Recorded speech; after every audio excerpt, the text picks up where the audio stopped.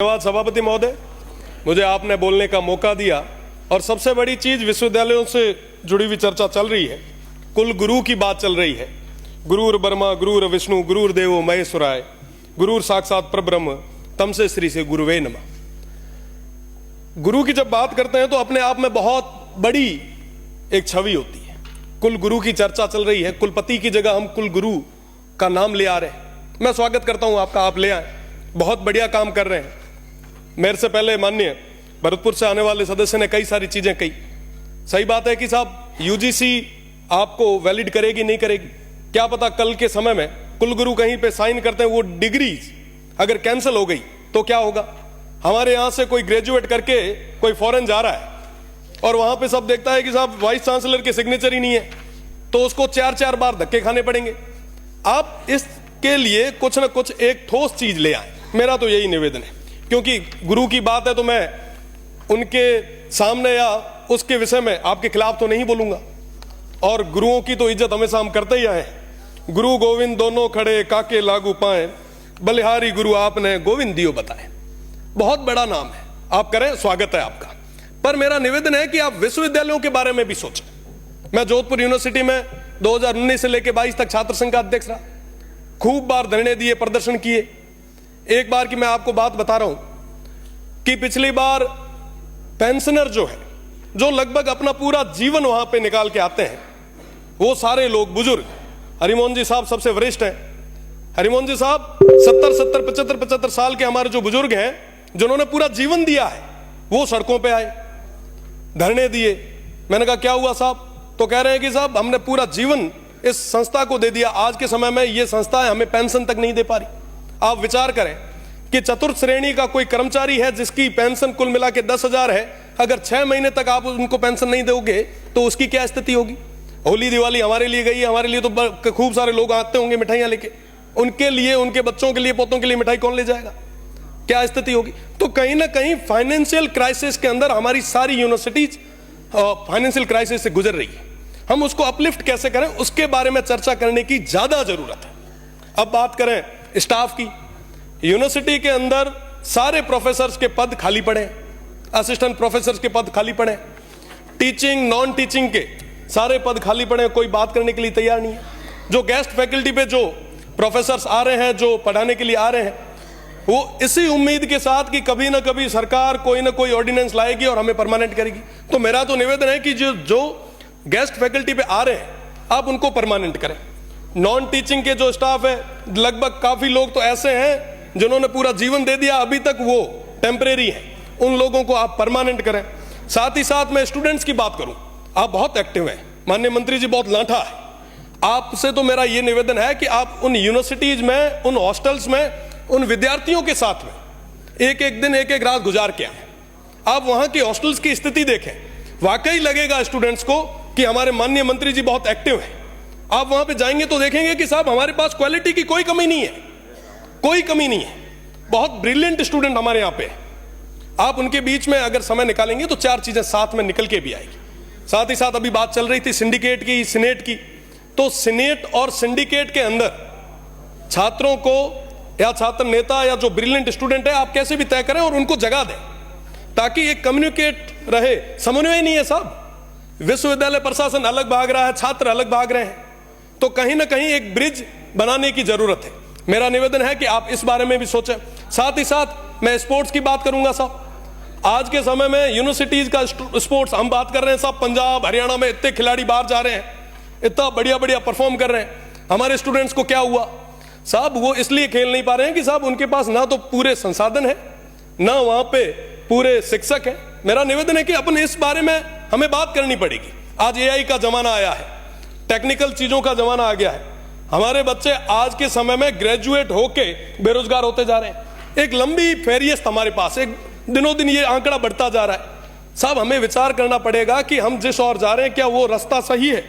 साथ ही साथ मेरा तो यही विशेषकर निवेदन माननीय मंत्री जी से रहेगा कि आप वहां जाएं। साथ ही फीस का मामला है, बहुत बड़ी चीज है, बहुत गंभीर समस्या है माननीय सभापति जी। मैं उस छात्र संघ का अध्यक्ष भी रहा, छात्रों के बीच में काम करने का मुझे मौका भी मिला। वेस्टर्न राजस्थान की सबसे बड़ी यूनिवर्सिटी थी, मैं वहां देखता था कि साहब ग्रामीण परिवेश से जो आने वाला विद्यार्थी है वो अपनी ग्रेजुएशन के साथ साथ तैयारी भी करता है। कई सारे हमारे भाई ऐसे हैं जो कहीं ना कहीं काम भी कर रहे हैं, पार्ट टाइम जॉब भी कर रहे हैं।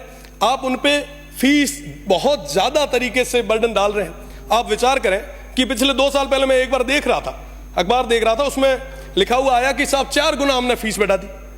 इस तरीके से अगर हम फीस लाते गए तो साहब ग्रामीण परिवेश से आने वाला वो विद्यार्थी है, वो कहां जाएगा, वो कैसे तैयारी करेगा? तो कहीं ना कहीं उनके हितों के बारे में भी सोचने की जरूरत है।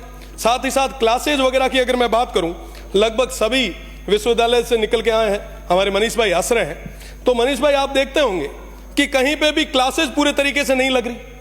आज हमारे स्टूडेंट्स जो है वो परेशान हो रहे हैं। अगर बात करें प्रोफेसर से तो कहते हैं कि साहब स्टूडेंट नहीं आ रहे, स्टूडेंट कहते हैं कि साहब प्रोफेसर नहीं आ रहे।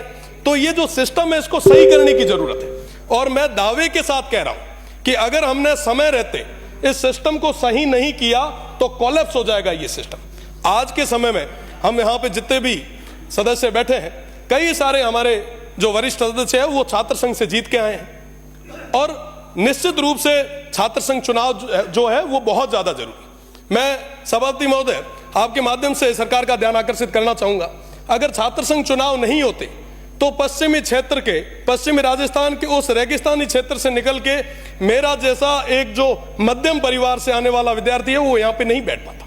तो निश्चित रूप से आप लोग भी सारे लगभग हम एक लोअर मीडियम फैमिली से आते हैं। यहाँ पे मनीष भाई बैठे हैं, माननीय बायतू से आने वाले सदस्य हैं, शेरगढ़ से आने वाले सदस्य हैं, कई सारे हमारे लोग। ये तो मैं राजस्थान यूनिवर्सिटी की और जोधपुर यूनिवर्सिटी की बात कर रहा हूं, उसके साथ ही साथ सुखाड़िया से आने वाले हमारे माननीय कृपलानी जी भी बैठे हैं। तो निश्चित रूप से ये छात्र संघ चुनाव होंगे तो नए युवाओं को राजनीति में आने का एक मौका मिलेगा। और निश्चित रूप से अगर आपको लग रहा है कि साहब चुनाव सही नहीं हो रहे तो आप उसके ऊपर कहीं ना कहीं 4 नियम ज्यादा लगाएं, लॉ एंड ऑर्डर को मेंटेन करने के लिए फोर्स ज्यादा लगाएं, पर छात्र संघ चुनाव कराएं ताकि नए युवाओं को आगे आने का मौका मिले। साथ ही साथ मेरा एक जो विशेष निवेदन आपसे मैं वापस माननीय मंत्री जी से करूंगा कि ये जो टेम्परेरी स्टाफ जो लगे हुए हैं टीचिंग और नॉन टीचिंग के, उनको आप परमानेंट जरूर करें। नई एक्टिविटीज को बढ़ाने के लिए हम प्रयास करें। वहां पे कैरियर काउंसलिंग की बहुत ज्यादा जरूरत है। आज के समय में कोई भी कैंपस के अंदर कैरियर काउंसलिंग के लिए नहीं आ रहा। विद्यार्थी हैं, ग्रेजुएशन कर लेते हैं, ग्रेजुएशन होने के बाद में कहीं ना कहीं दर दर की ठोकरें खाने पे मजबूर हो रहे हैं। अगर आप ये चीजें करवाएंगे तो निश्चित रूप से हमारे युवाओं को एक नई जगह मिलेगी। साथ ही साथ अभी चर्चा चल रही थी वाइस चांसलर और रजिस्ट्रार की। साहब मुझे कहते हुए बड़ा दुख होता है, माननीय भरतपुर से आने वाले सदस्य ने तो खुल के नहीं कहा, पर मैं सामने एक पट्टी लगी हुई देख रहा हूं, उस पर लिखा हुआ है कि भैया जो बोल रहे हो सत्य बोलो। और मैं सत्य बोल रहा हूं कि जो बड़ी अटैची लाता है उसको वाइस चांसलर बनाते हैं।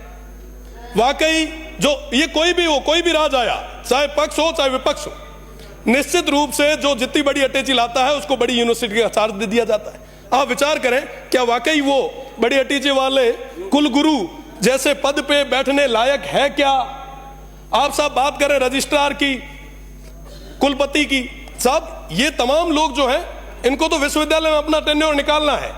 कुलपति का टेन्योर 3 साल का होता है, वो बड़ी अटैची दे के आते हैं, उनको तो ये लगता है कि साहब 3 साल में कैसे वापस इकट्ठा करें और जाएं।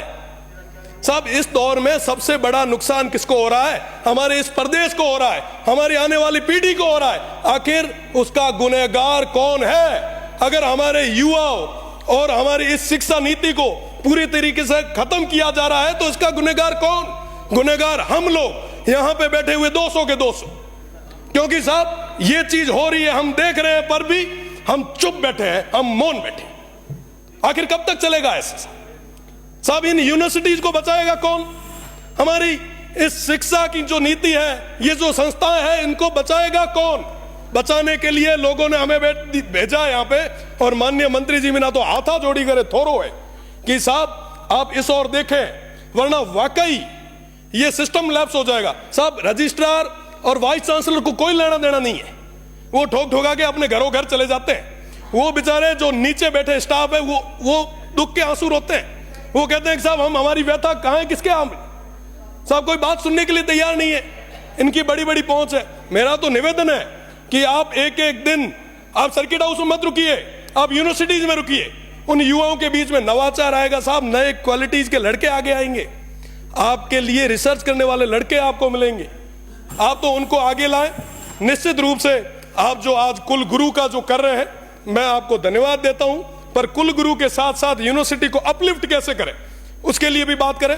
हमारी कॉलेजेस के अंदर आज के समय में ज्यादातर प्रोफेसर्स के पद जो है वो खाली पड़े, आप उनको भरे। साहब घना ही बेरोजगार आ रही, बहुत बड़ी गातो नहीं मीना, बड़ा हुआ ना, अपलिफ्ट करो। बहुत बहुत धन्यवाद। जय हिंद, जय भारत। ताज़ा खबरों के लिए विजिट करें द फैक्ट इंडिया की वेबसाइट और डाउनलोड करें द फैक्ट इंडिया ऐप।